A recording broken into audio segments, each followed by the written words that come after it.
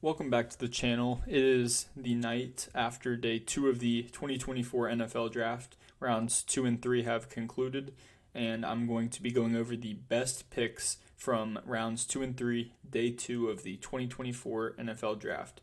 We're going to get it started with the Eagles trading up and swooping Cooper DeJean at pick 40, which is absolutely crazy because yesterday Quinyon Mitchell fell into their lap at pick 22 when a lot of people thought they would have to trade up for him. And then now, today, Cooper DeJean, who many people had going in the early to mid-20s, goes at pick 40 to them. And everyone said their secondary was bad last year because it objectively was bad, and it is the thing that held them back. And they responded by going Cooper DeJean and Quinyon Mitchell, which is just an amazing haul. So this is probably the steal of the second day of the draft here. My second steal of the draft, or I guess I would say best pick, is Jerzon Newton here to the Commanders. Although it doesn't make sense because he is a defensive tackle and they have Jonathan Allen and De'Aaron Payne rostered, I just think that this defensive line is going to be so hard to run on, and Jerzon Newton's such a great pass rusher. I can't believe that the Falcons went Rook Oro over Jerzon Newton because they needed the pass rush, but they elected not to go for it. So definitely a head scratcher there, but Jerzon Newton's awesome. Watch his tape at Illinois. He's an elite pass rusher, exactly what you want from your D tackles in a modern game. Obviously, there's different archetypes, but he's just going to get after the quarterback, and man, does he make a mess of an offensive line. He's single-handedly wrecked games. I think it was the Indiana game where he completely took over and was just pressuring the quarterback every single play. It was insane to see. So Jerzon Newton here at pick 36 is definitely a steal, and I'm surprised he didn't go in the first round. I had to include Junior Colson because Harbaugh got one of his guys, and I think that this is a big need for an aging defense, an aging front seven over in LA, and I think it's really cool just to see Harbaugh get one of his guys. I think this is a great pick. Junior Colson, just such a key piece to this Michigan defense that just won this national championship, and I think this is a great pick, especially because obviously there's already chemistry there and there's an understanding of what's going to need to occur here on an NFL team. So home run pick here for the Chargers. Also fire graphic. Their graphics team needs a raise. I know they have an elite social media team over there along with the Jaguars as well, but the Chargers are kind of one of one when it comes to elite social media teams, but definitely a great pick here. I really like the Chiefs taking Kingsley Suamataia here at the end of the second round, pick 63. I think this is great value for him, and I saw mock drafts with the Chiefs taking him even in the first round or trading up for him early in the second. So I think this is amazing value, and they currently have Wanya Morris starting, so I think that this is definitely going to be able to address that tackle problem. I think that there was a big hole there, and whenever they went with Xavier Worthy, a lot of people were pretty concerned that they wouldn't be able to get an adequate replacement for Wanya Morris, or at least an upgrade there, because you have Patrick Mahomes who you're trying to protect for. So this is obviously a crucial position to have covered, and I think Kingsley is just going to be able to step in there and be that kind of guy. So I think this is a great pick, especially at pick 63. I think they got him for amazing value here, and of course, getting a guy like this to ensure that Mahomes is going to be protected is very crucial. So good pick here for the Chiefs. This may not be on too many people's best picks list, but Renardo Green, all you need to know is watch the LSU game from 2023. I was there and I watched Malik Neighbors. I believe he had one catch for 5 yards. And obviously that's a different receiver than at the end of the year, but really not that much. I was still an elite receiver, and he completely clamped him along with Brian Thomas. Renardo Green fits the 49ers scheme, also has the colors as an FSU player. Go Noles, which I'm currently an FSU student, if you didn't already know. But Renardo Green is just such a man-to-man lock. He had an absolutely crazy East-West Shrine Bowl, boosted his stock a ton, got into the second round here at the last pick, actually. But I think this is amazing, addressing this corner kind of need that the 49ers have. And I also think that a lot of people were surprised when they went Ricky Pearsall in the first and didn't go after a corner or maybe an offensive lineman like a tackle or a guard.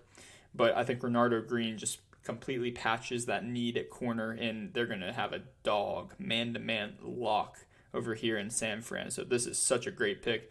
And I think a lot of people may overlook this, But I love Renardo Green. I think he's going to be so good on this 49ers team. I'm going to stay in the same theme here with FSU players, and I think Trey Benson to the Cardinals at pick 66 early on in round 3.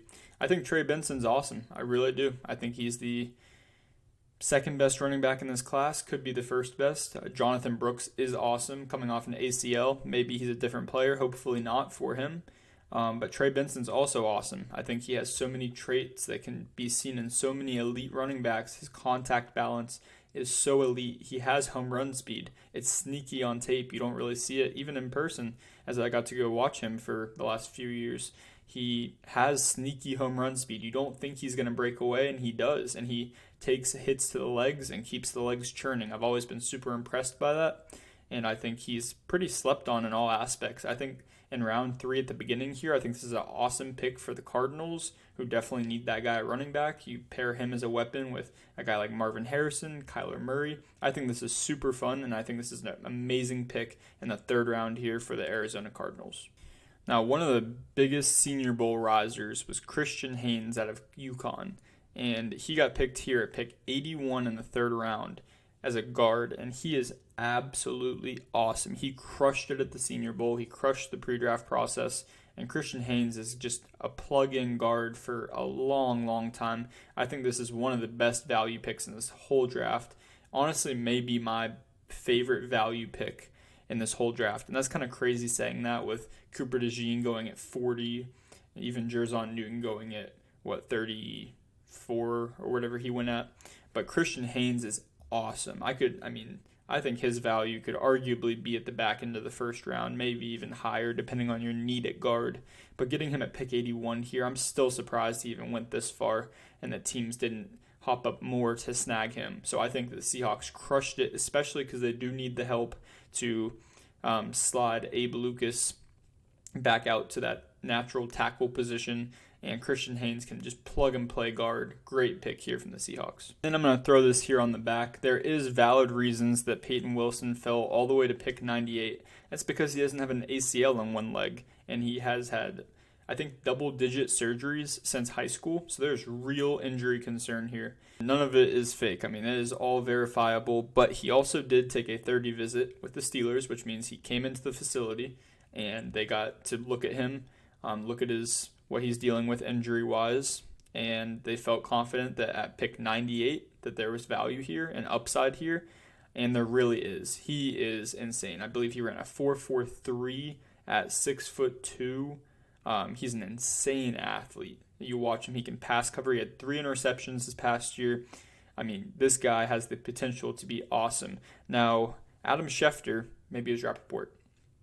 I actually think it was Rappaport said on the draft tonight that a lot of teams have him as a one-contract kind of player because of his injury history, and that kind of is like a Tyjae Spears from this past year, the running back out of Tulane that went to the Titans, who also doesn't have an ACL in his leg. Fun fact, also Hines Ward, Steelers legend, didn't have an ACL in his leg. But these guys are seen as potential one-contract players, which means they're only going to play for 4 to 5 years because of their injury history and because they're not going to be durable enough due to the, in this case, lack of ACL.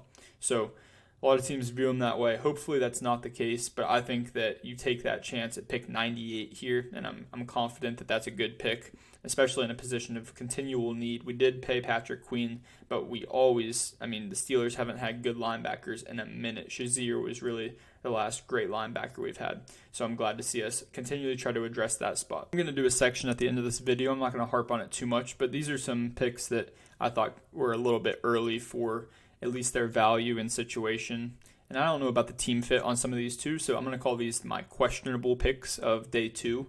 And T'Vondre Sweat is the first one. He has had problems off the field. About a couple weeks ago, he got a DUI and had a big incident there, clearly. And he already wasn't valued much higher than maybe back into the 2nd, early 3rd. So seeing him here at pick 38 early on in the 2nd round, when his stock is with his DUI is probably 4th round, maybe back into the 3rd, 4th round. Some people even had a 5th round grade on him. especially with the circumstances. It was like a pretty big reach. Will this end up being a good pick? We will see, but this was definitely classified in my questionable pick category. My second questionable pick of this draft is pick 48. The Jaguars took Mason Smith, who, by the way, I love the ceiling. I do think the Jaguars still have a lot of room to improve this roster, especially with Trevor Lawrence being here. And I think they really could have gone earlier on an interior offensive lineman, a Christian Haynes, for example, who earlier I talked about. I think that they could have definitely tried to solidify this offensive line more, and they have many other areas of need. But instead, they went for a project guy who definitely has a crazy high upside. Mason Smith's definitely been on the radar of elite player and elite traits for a while here, for the last few years, obviously, in college. I just don't really like it at pick 48, and I think this could definitely be classified as a reach, at least for their current situation. But hey, if you really like the player, really like the upside, we can come back to this and say it's a steal. So I would classify it in my questionable picks for the night for sure, though. McKinley Jackson picked 97 for the Bengals. He's just not going to play every down. He's going to be a two-down kind of guy, and he's not going to give you much as a pass rusher. Do I think that this is a bad pick? I mean, some picks you are just roster construction picks. You need a nose guy. You need a guy that's going to take up space. You make the pick. I don't necessarily like this pick very much, though, with McKinley Jackson at 97. I don't think the value is really there. I don't think what he's going to offer is worth pick 97 here, and I think the board really just fell in an interesting way, and I'm especially surprised that I guess Amarius Mims in the first round, but I was really booking Jerzon Newton to them. I thought that they could really use a DJ Reader replacement, especially a pass rushing D tackle like a Jerzon Newton, but they end up opting to go with a McKinley Jackson here, round 3, pick 97. And it's especially interesting because earlier on with pick 49, 17th pick of the second round, they did go Chris Jenkins as well. So double D tackle in second and third round when they brought over Sheldon Rankins is quite interesting. I don't know their strategy. Why not have just gone Jerzon Newton at some point or traded back up for him? Something like that. Maybe I'm completely off here, but that's why I'm really questioning these picks, and especially the McKinley Jackson pick. This is going to be a common one, but pick 35 in the second round was Rook Oro out of Clemson, and he plays more of D tackle, so you're seeing the end here, but he's more of an inside guy, and he's a big run-stopping guy, not going to get after the passer a ton, and I think that's a lot of people's problem with him in this situation going to the Falcons is they desperately need pass rush. So to go with really a run-stopping guy, I guess this is a Raheem Morris scheme fit when you're thinking about the run-stopping guy. But even then, they had a Kobe Turner and Aaron Donald, so you got to get after the passer. And I'm really surprised that they would trade up a third-round pick, I believe, was the compensation. Let me verify. Yeah, so the Falcons gave up 43 and 79, which is a third-rounder they got for Calvin Ridley, and went up 8 spots to 35 and all the way back to 186. So the third became a sixth, and they moved up 8 spots. I don't know, man. And to do all that, to then pick a guy that probably would have been there, they know far more than I do. But this just didn't feel like a great pick at all, and I think most people are going to agree with that as probably the biggest reach. I think Tavondre Sweat will be a contender. Those two are definitely, which ironically are both D tackles. So yeah, really not a fan of this pick at all. And then my last questionable pick is Delmar Glaze at pick 77. He has prior ACL injury. He's also just not a great athlete, and he's more likely just to be a swing tackle kind of guy. And again, I feel like the Raiders there's so many good options on the board in this draft. I just really am not too big of a fan at Glaze. DJ Glaze, it says here. Delmar is what usually his official name goes by. But I'm just not too big of a fan, especially here at pick 77. I think the Raiders could have done much better here. I think they have definitely plenty of room to work on this roster. It's not too far, but I could have seen Spencer Rattler here for sure. At least bring another guy in there to compete with Aiden O'Connell for the most part. So yeah, this is going to be my last questionable pick of the draft.